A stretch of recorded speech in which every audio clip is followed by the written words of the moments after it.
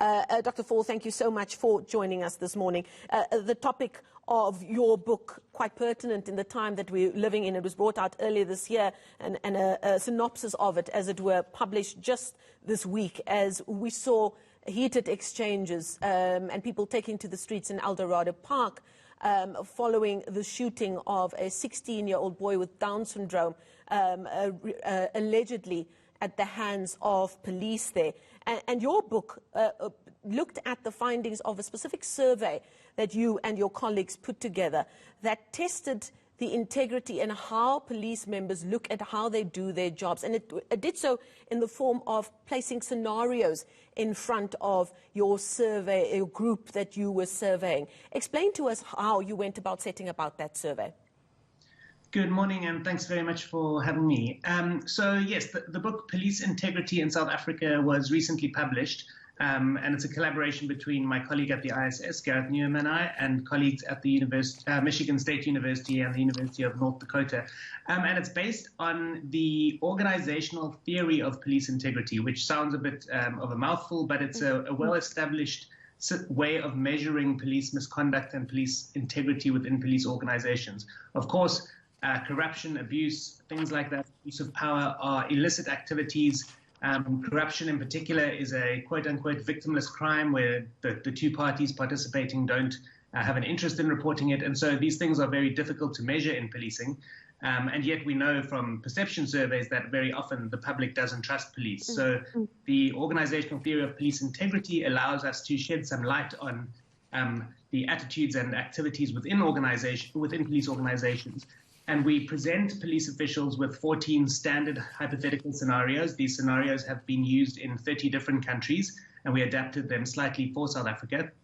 And they specifically, they say, for instance, you are a police official, you've just come off duty after a traumatic experience, you confront a stranger in a dark alley, they throw a bag on the ground and they turn around and run, and somebody shoots them in the back. Is this, and then we specifically ask for each scenario, is this a violation of the South African Police Service rules? What kind of discipline do you think somebody found guilty in a disciplinary hearing would face for this conduct? And how willing would you as a police official and how willing would most of your colleagues be to report this kind of misconduct? And to be clear, every scenario, although some are quite ambiguous, every scenario is a violation of SAPS rules, and 8 of the 14 would require firing by the SAPS. And so in that way, by asking these questions, we get to gauge the organizational culture, the attitudes within the organization, without asking survey respondents to judge themselves necessarily.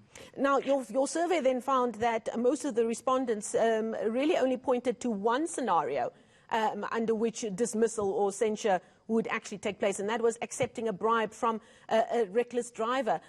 I know this is a difficult question to ask, but what's then at the core of those respondents not really being able to see the difference between right and wrong? Is it to do with the education and training? Are we spending enough time looking at how developed they are in terms of critical thinking and just a very simple value system?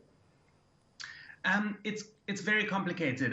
One thing which we did do, so of course this is a survey with 14 scenarios of around 900 police officials, and you don't need a 300-page book to explore that. So, of course, the rest of the book, we've unpacked the social and historical context in South Africa, which helps to shape and allow us to interpret these findings. But in terms of training and an understanding of the rules, I definitely think it's not simply about misunderstanding the rules. Rather, there's something called a code of silence, which exists in police organizations around the world, and that refers to the propensity for police to report one another's misconduct. And in South Africa in particular, I think where we have such high unemployment rates, a job in the South African Police Service, whether you are somebody who abuses your power or not, that job is so valuable. You know that your colleague, even if they are abusing force or being rude to people, that job is also supporting an extended network of precarious people. And so on the one hand, there's a moral act in not reporting them, because otherwise you would be leaving others without access to food and income. And on the other hand, the job is so valuable to you that you don't want to rock the boat and disrupt your own organizational environment by making enemies with your colleagues, and therefore you might put your head down. But of course, this is also an organization and a country where we've had a couple of decades of inaction against very senior police officials and political figures, and those in the corporate sphere who have abused power, committed crime.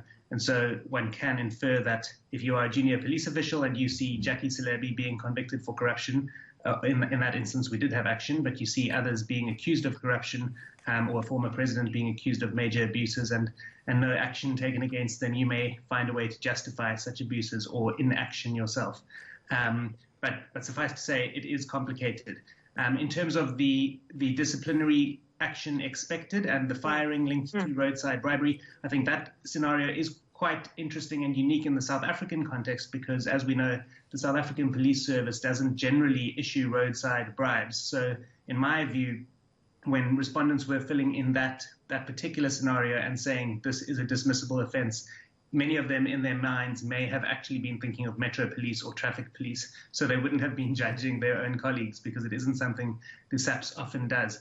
However, something that is very positive from our survey is that most of our respondents thought that the discipline that the SAPS would mete out to guilty officers would be fair, and that is very important because other research shows us that, on the one hand, it is vital that the public at large trust police and see them as legitimate, but on the other hand, you can't expect police to treat the public fairly if they don't feel fairly treated by their employer. So it is positive that our respondents thought the SAPS would discipline people fairly.